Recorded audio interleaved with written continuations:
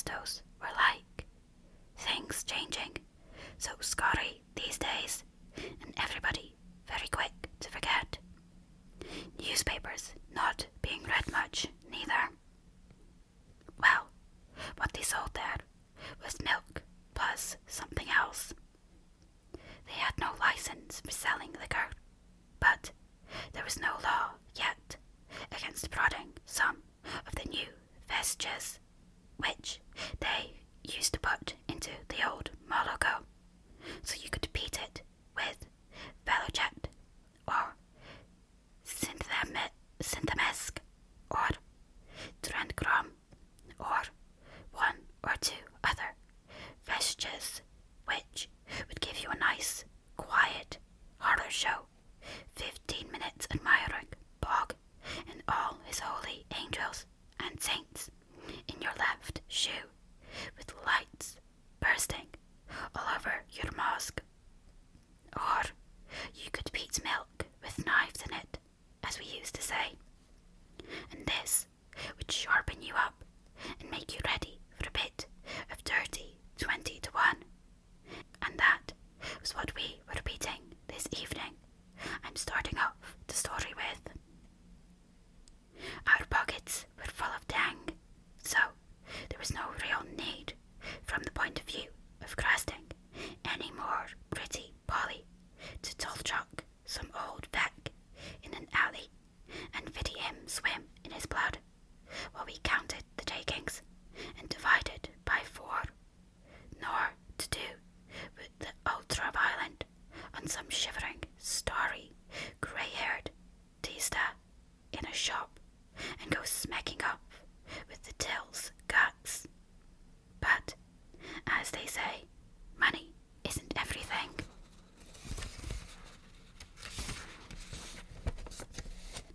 The 4 of us were dressed in the height of fashion, which, in those days, were a pair of black, very tight tights, with the old jelly mould, as we called it, fitting on the crotch, underneath the tights, this being to protect, and also a sort of a design you could fit it clear enough in a certain light, so that I had one in the shape of a spider. Pete had a Ruger, a hand that is. Georgie had a very fancy one of a flower, and poor old Dim had a very hound and horny one of a clown's litso face, that is. Dim not ever having much of an idea of things, and being, beyond all shadow of a doubting Thomas, the dimmest of we 4. Then we wore waisty jackets without lapels, but with these very big, built-up shoulders, bled shows we called them, which were a kind of a mockery of having real shoulders like that. Then, my brothers, we had these off-white cravats, which looked like whipped-up kartoffel or spud, with a sort of a design made on it with a fork. We wore our hair not too long, and we had flip horror show boots for kicking. What's it going to be then, eh? There were 3 devochkas sitting at the counter all together, but there were 4 of us malchiks, and it was usually like 1 for all and all for 1. These sharps were dressed in the height of fashion too, with purple and green and orange wigs on their Gullivers, each one not costing less than 3 or 4 weeks of those sharps' wages, I should reckon, and makeup to match, rainbows round the glassies, that is, and the rot painted very wide. Then they had long, black, very straight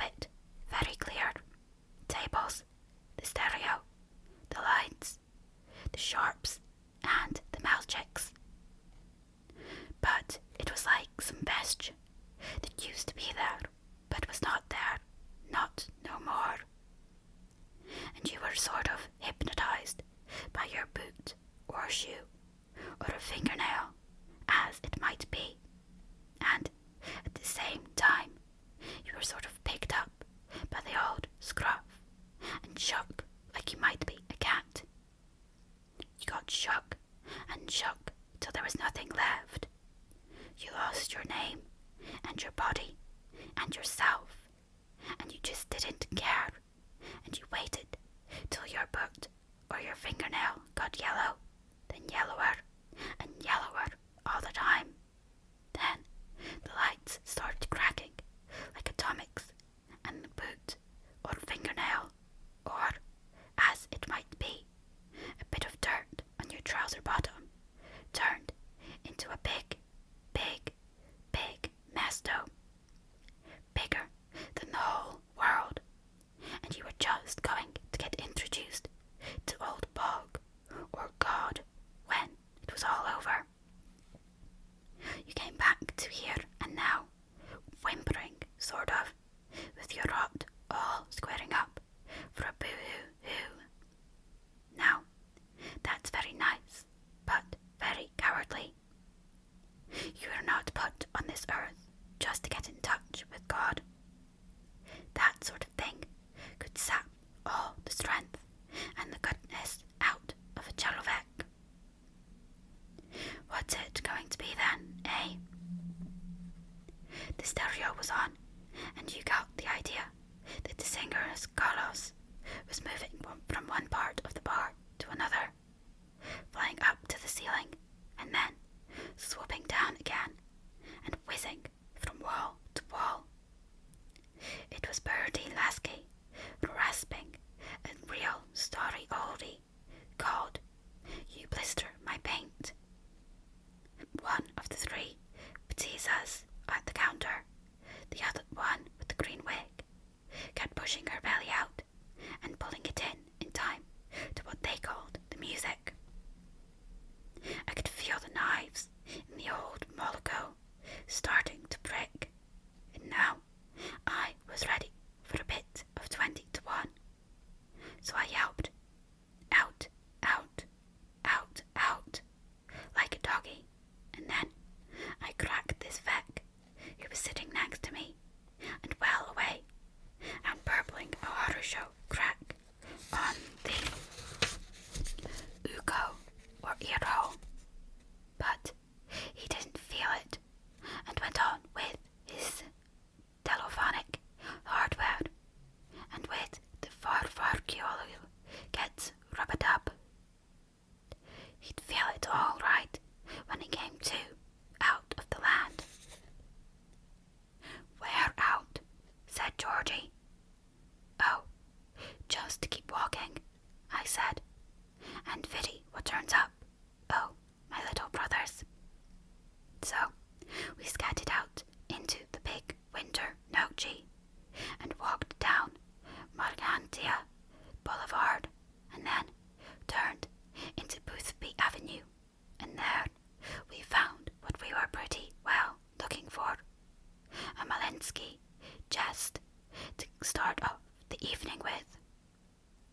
There was a tawdry, starry schoolmaster type Vec, glasses on, and his rod open to the cold Nochi air. He had books under his arm and a grabby umbrella, and was coming round the corner from the public biblio, which not many loodies used those days. You never really saw many of the old Borgios type out after nightfall those days, what with the shortage of police and we fine young Malachiquigs about, and this prof type Jalovek was the only one walking in the whole of the street. So we gullied up to him, very polite, and said, "Pardon me, brother." He looked a little malinky, bit poogly when he pitied the four of us like that, coming up so quiet and polite and smiling. But he said, "Yes, what is it?" in a very loud teacher-type golos, as if he was trying to show us he wasn't poogly. I said, "I see you have books under your arm, brother. It is indeed a rare pleasure these days across somebody that still reads, brother." "Oh," he said, "oh, shaky. Is it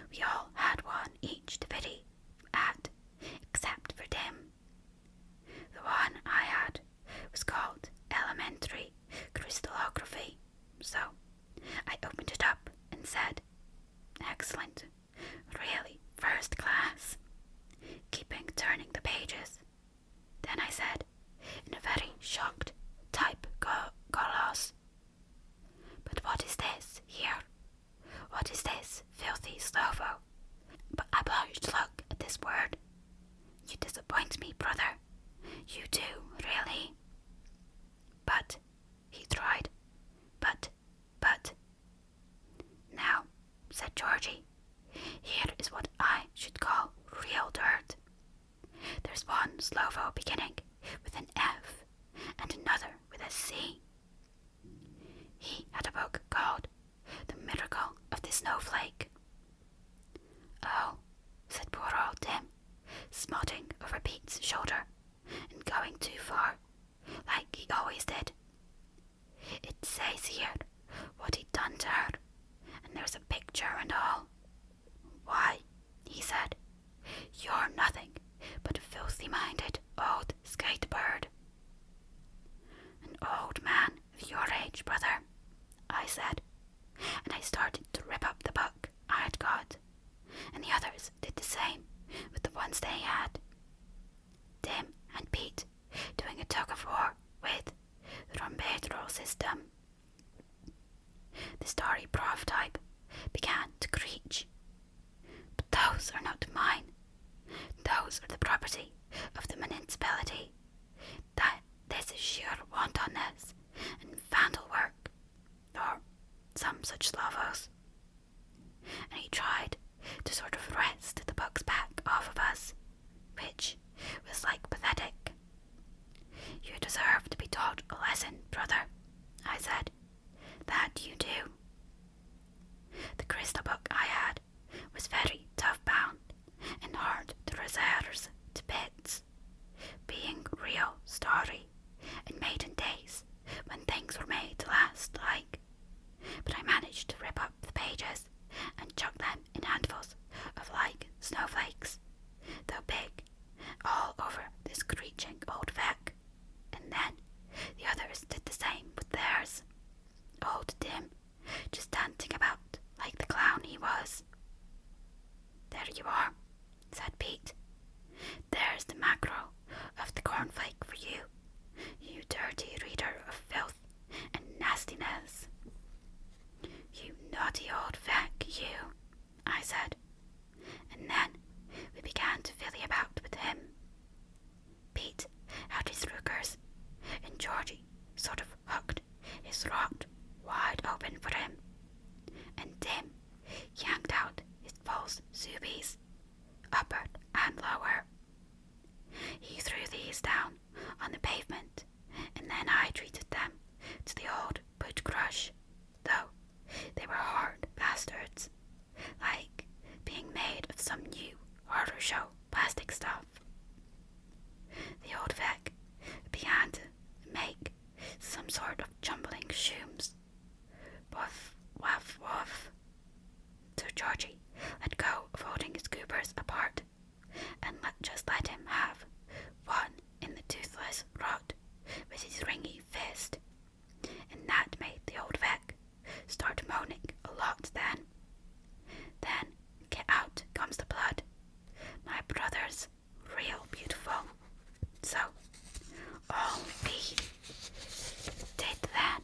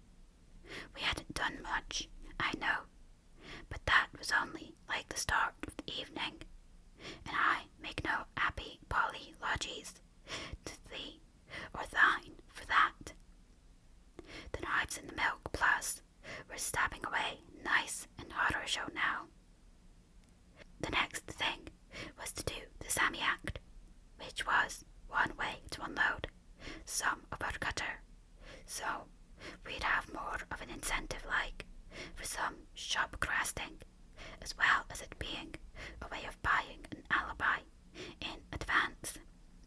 So we went into the Duke of New York on Amos Avenue, and sure enough, in the snug, there were 3 or 4 old babushkas beating their black and suds on SA, state aid.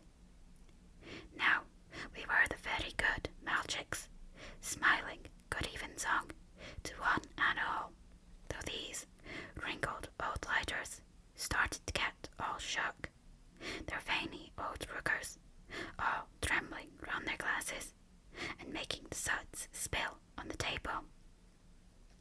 "Leave us be, lads," said one of them, her face all mappy with being 1,000 years old. "We're only poor old women."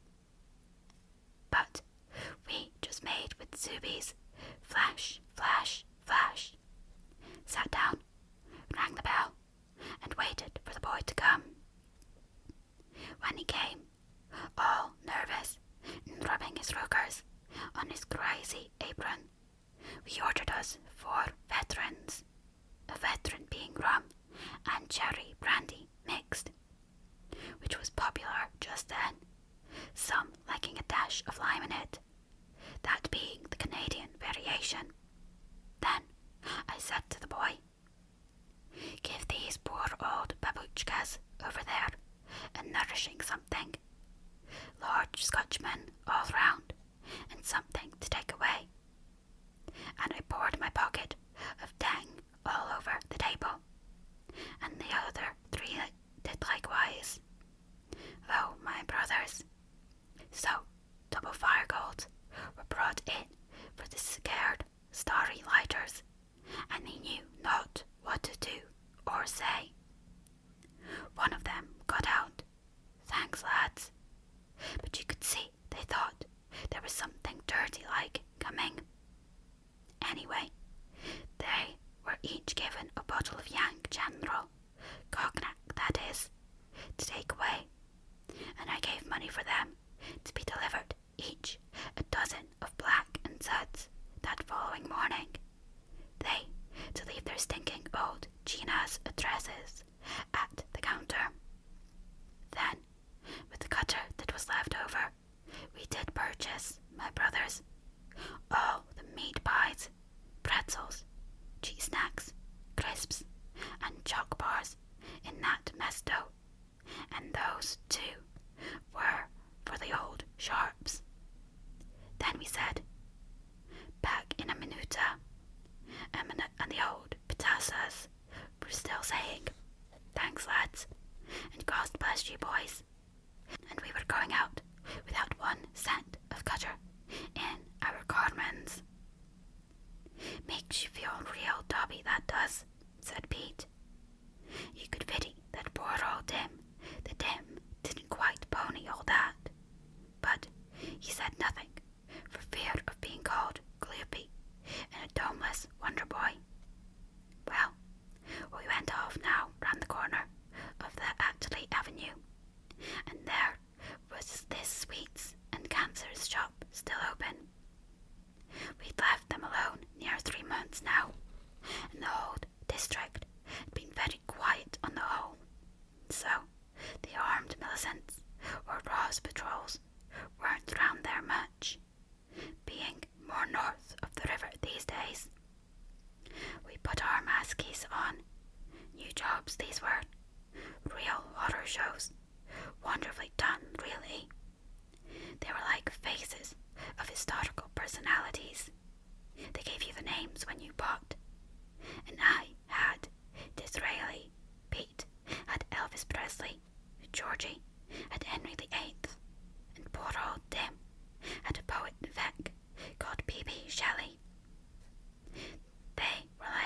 They were a real like disguise, hair and all, and they were some very special plastic mesh, so you could roll it up when you're done with it, and hide it in your boot.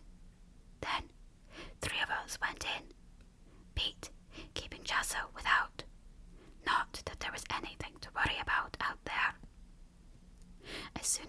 encroached on the shop, we went for the slouse who ran it, a big port wine jelly of a Vec, who fitted at once what was coming, and came straight for the inside, where the telephone was, and perhaps his well-oiled pushka, complete with 6 dirty rounds. Tim was round that counter scurry as a bird, sending packets of a snouty flying and cracking over a big cutout, showing a sharp with all her zoobies, going flash at the customers, and her crudies near hanging out to advertise some new brand of cancers. What you could pity then was a sort of big ball rolling into the inside of the shop, behind the curtain. This being old Tim and Slouse, sort of locked in a death struggle. Then you could Slooshy panting and snoring and kicking behind the curtain, and Vestiges falling over and swearing, and then glass coming smash, smash, smash. Mother Slouse, the wife, was sort of froze behind the counter. We could tell she would screech murder given one chance. So I was round that counter, very scurry, and had a hold of her, and a horror show big lump she was too, all nuking of scent, with flip-flop big bobbing crudies on her. I'd got my ruka round her, rot, to stop her belting out death and destruction to the 4 winds of heaven. But this lady doggy gave me a large, foul, big bite on it, and it was me that did the screeching. And then she opened up, beautiful, with a flip yell for the Millicents. Well, then she had to be told shocked proper with one of the weights for the scales, and then a fair tap with the crowbar they had for opening cases, and that brought the red out like an old friend. So we had her down on the floor, and a rip of her platties for fun, and a gentle bit of the boot to stop her moaning, and pitying her lying there with her crudies on show, I wondered, should I or not? But that was for later on in the evening. Then we cleaned the till, and there was flip horror show takings that nochi, and we had a few packs of the very best top cancers apiece. Then off we went, my brothers. A real big, heavy, great bastard he was, Tim kept saying. I didn't like the look of Tim. He looked dirty and untidy, like a Vec who'd been in a fight, which he had been, of course. But you should never look as though you have been. His cravat was like someone had trampled on it. His masky had been pulled off, and he had floor dirt on his litso. So we got him in an alleyway and tidied him up a malenki bit, soaking our tashtugs in spit to cheese up the dirt off. The things we did for old Tim. We were back in the Duke of New York, very scurry, and I reckoned by my watch we hadn't been more than 10 minutes away. The starry old babuchkas were still there on the black and suds, and Scotchmen. We'd bought them, and we said, "Hello there, girlies. What's it going to be?" They started on the old, very kind lads. God bless you, boys. So we rang the call and brought a different waiter in this time, and we ordered beers with rum in, being sure of thirst, my brothers, and whatever the old petizas wanted. Then I said to the old babukchas, "We haven't been out of here, have we? Been here all the time, haven't we?" They all got on real scurry and said, "That's right, lads. Not been out of our sight, you haven't. God bless you, boys. Drinking." Not that it mattered much, really. About half an hour went by before there was any sign of life among the Millicents, and then it was only 2 very young Rosses that came in,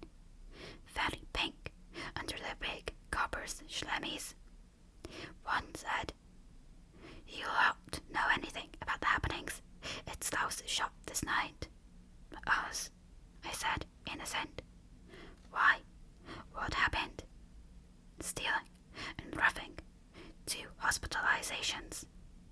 Where have you lot been this evening? I don't go for that nasty tone, I said. I don't care much for these nasty insinuations. Very suspicious nature, all this betooketh my little brothers. They've been in here all night, lads. The old sharps started to screech out. God bless them. There is no better lot of boys living for kindness and generosity. Been here all the time they have.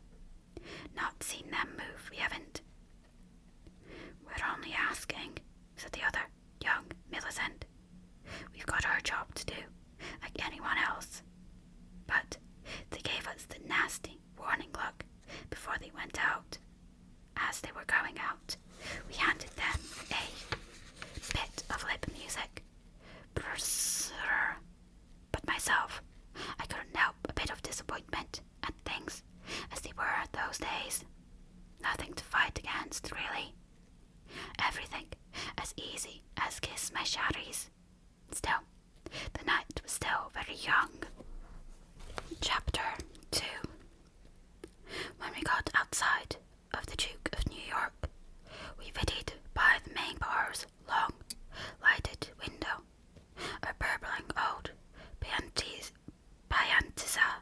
or drunkie, howling away at the filthy songs of his fathers, and going blurb, blurb, in between, as though it might be a filthy old orchestra in his stinking, rotten guts.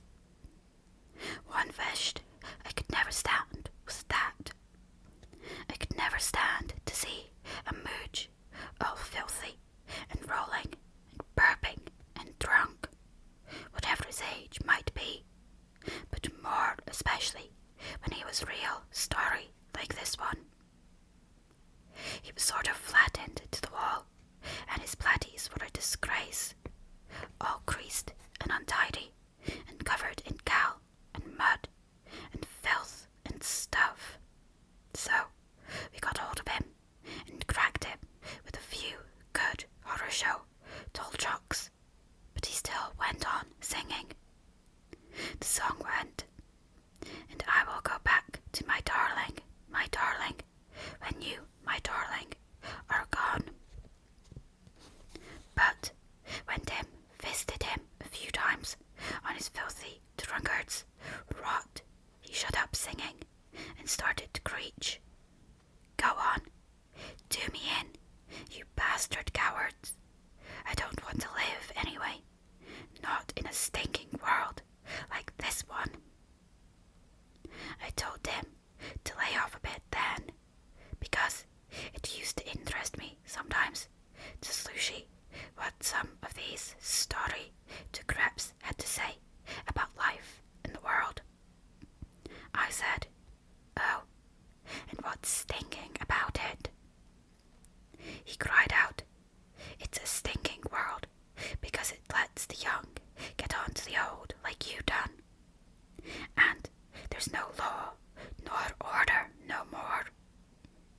He was screeching out loud and waving his rookers and making real horror show with the Slovos, only the odd blurb, blurb coming from his kishkas, like something was orbiting within, or like some very rude, interpreting sort of a mood, making a shoe, so that this old Vec kept sort of threatening it with his fists, shouting, it's no world for any old man any longer, and that means that I'm not one bit scared of you, my boyos, because I'm too drunk to feel the pain if you hit me, and if you kill me, I'll be glad to be dead.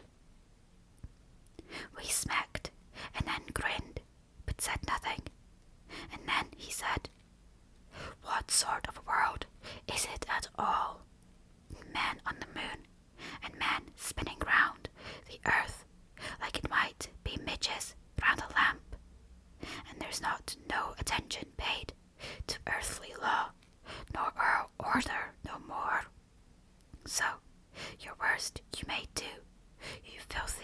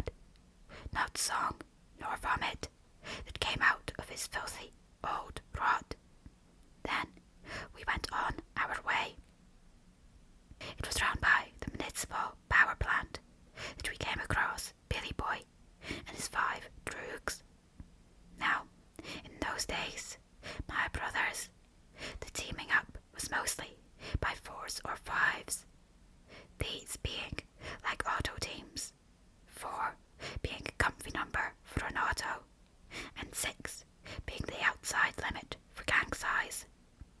Sometimes gangs would gang up so as to make like Malenki armies for big night war, but mostly it was best to roam in these like small numbers. Billy Boy was something that made me want to sick just to pity his fat grinning litso, and he always had this fawn of very stale oil that's been used for frying over and over, even when he was dressed in his best platties, like now. They pitied us just as we pitied them, and there was like a very quiet kind of watching each other now. This would be real. This would be proper. This would be the Nost, the Uzi, the Britva, not just fisties and boots. Billy Boy and his droogs stopped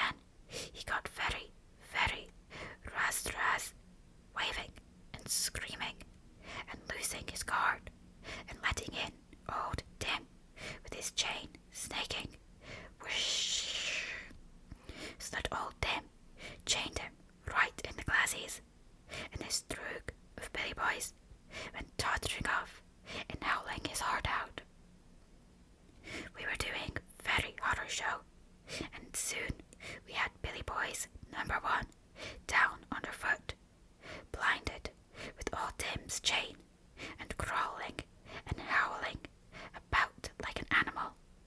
But with one fair boot on the Gulliver, he was out and out and out. Of the four of us, Dim, as usual, came out the worst in point of looks. That is to say, his lidso was all bloodied, and his bladdies a dirty mess. But the others of us were still cool and whole. It was stinking fatty Billy Boy I wanted now, and there I was, dancing about him with my britva, like I might be a barber on board a ship on a very rough sea, trying to get in at him with a few fair slashes on his unclean, oily lidso. Billy Boy had notched a long flick type, but he was a malinky bit too slow and heavy in his movements to fret anyone really bad. And, my brothers, it was real satisfaction to me to waltz. Left 2, 3, right 2, 3, and carve left cheeky and right cheeky, so that, like two curtains of blood, seemed to pour out at the same time, one on either side of his fat, filthy, oily snout in the winter starlight. Down by his blood poured in like red currents, but you could pity Billy Boy felt not a thing, and he went lumbering on like a filthy, fatty bear, poking at me with his nose. Then we slushied the sirens and knew the Millicents were coming with pushkas pushing out of the police auto windows at the ready. The little weepy Devochka had told them, no doubt, there being a box for calling the Roses not too far behind the Mooney power plant. Get you soon, fear not, I called, stinking Billy Goat. I'll have your yorbles off, lovely. Then off they ran, slow and panting, except for number 1, Leo, out snoring on the ground, away north towards the river, and we went the other way. Just round the next turning was an alley, dark and empty and open at both ends, and we rested there, panting fast, then slower, then breathing like normal. It was like resting between the feet of two terrific and very enormous mountains, these being the flat blocks, and in the windows of all the flats you could pity like blue dancing light. This would be the tally. Tonight was what they called a worldcast, meaning that the same program was being viddied by everybody in the world that wanted to, that being mostly the middle-aged, middle-class ludies. There would be some big, famous, stupid comic, Chelovic, or black singer, and it was all being bounced off the special tele-satellites in outer space. In outer space, my brothers. We waited, panting, and we could slushy the sirening Millicents going east, so we knew we were all right now. But poor old Dim kept looking up at the stars and the planets and the Luna with his rod wide open, like a kid who'd never viddied any such things before, and he said, "What's on them, I wonder? What would be up there on things like that?" I nudged him hard, saying, "Come, gloopy bastard, as thou art."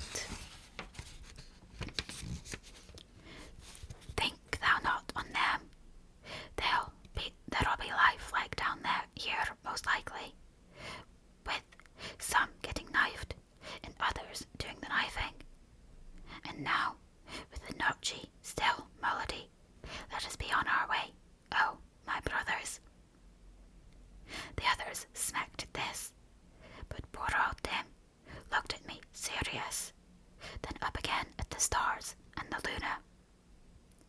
So we went on our way down the alley with the broadcast blowing on either side.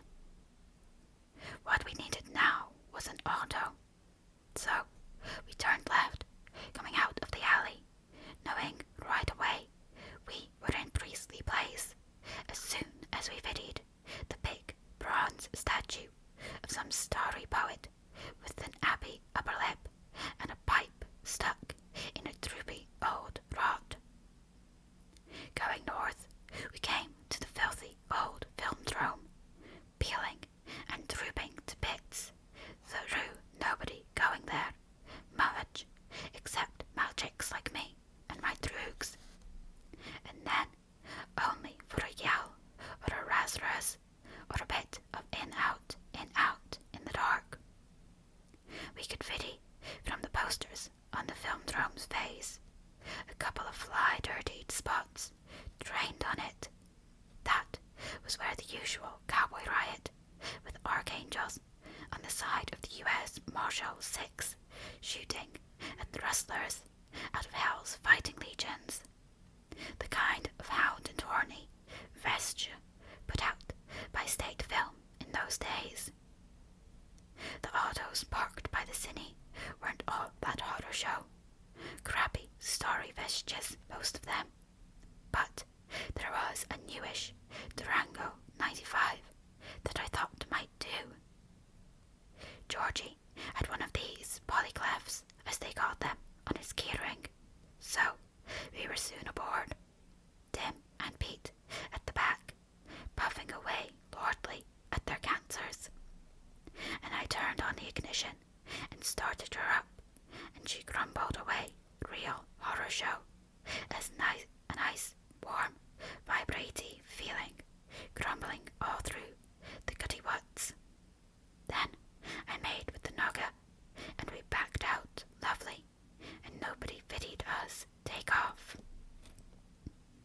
We fillied round what was called the back town for a bit, scaring old Vex and Chinas that were crossing the roads and zigzagging after cats and that.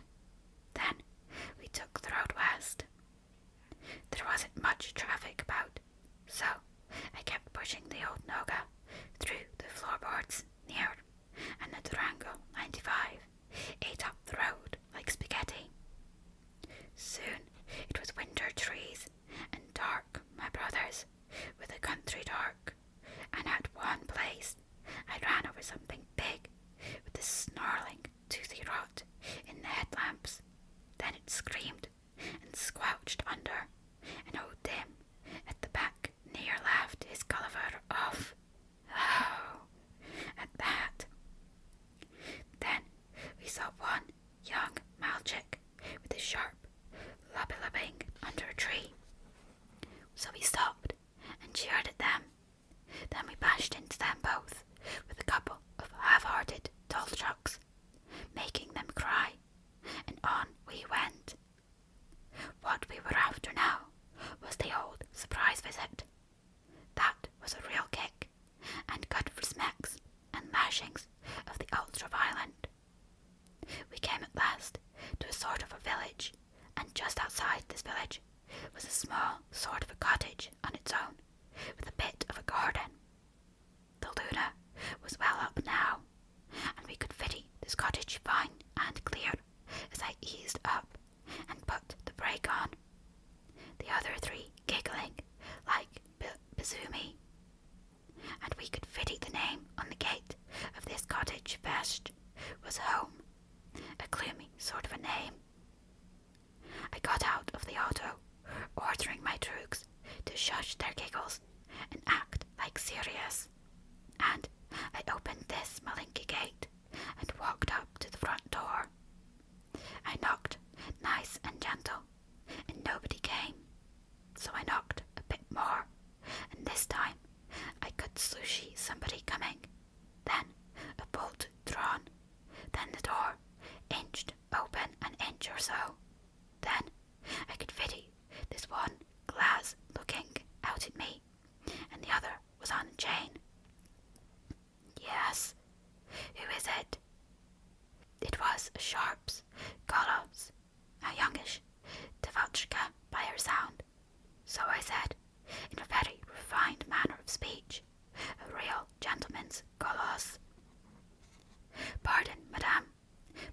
sorry to disturb you, but my friend and me were out for a walk, and my friend has taken bad all of a sudden with a very troublesome turn, and he is out there on the road, dead out and groaning. Would you have the goodness to let me use your telephone to telephone for an ambulance? We haven't a telephone, said this Devochka. I'm sorry, but we haven't. You'll have to go somewhere else. From inside the Smolinky cottage, I could slushy the clack, clack, clacky, clack, clack, clackety, clack, clack of some Vec typing away, and then the typing stopped, and there was this Cholovec's Golos calling. What is it, dear? Well, I said, could you, of your goodness, please let me have a cup of water?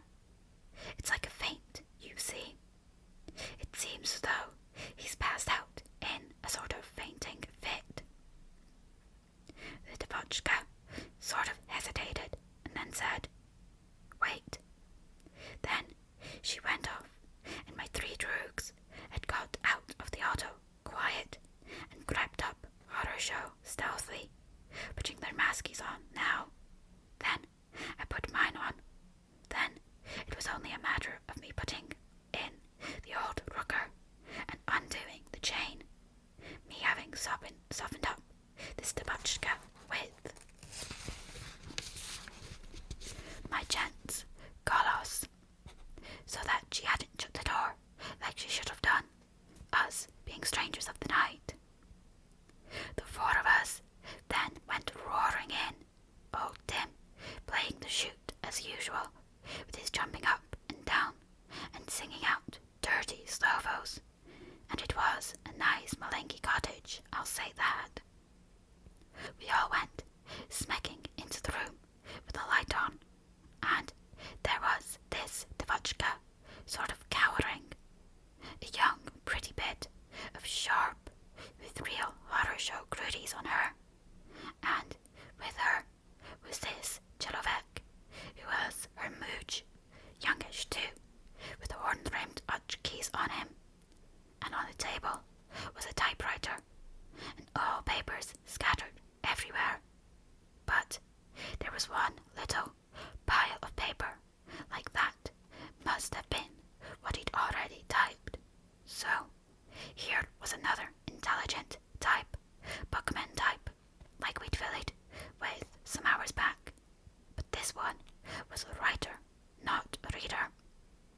Anyway, he said, what is this? Who are you? How dare you enter my house without permission? And all the time his Golos was trembling, and his rookers too.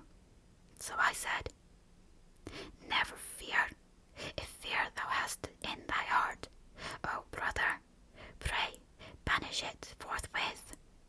Then Georgie and Pete went out to find the kitchen, while old Tim waited for orders, standing next to me with his rod wide open. What is this, then? I said, picking up the pile, like of typing, from off of the table, and the horn-rimmed mooch said, dithering, that's just what I want to know. What is this? What do you want? Get out at once, before I throw you out. So, poor old Tim, masked like baby Shelley, had a good loud smack at that, roaring like some animal. It's a book, I said. It's a book what you are writing. I made the old Golos very coarse. I have always had the strongest admiration for them as can write books. Then I looked at its top sheet, and there was the name, a Clockwork Orange. And I said, that's a fair galoopy title. Who ever heard of a Clockwork Orange? Then I read a Malenki bit out loud in a sort of a very high type, preaching Golos. The attempt to impose upon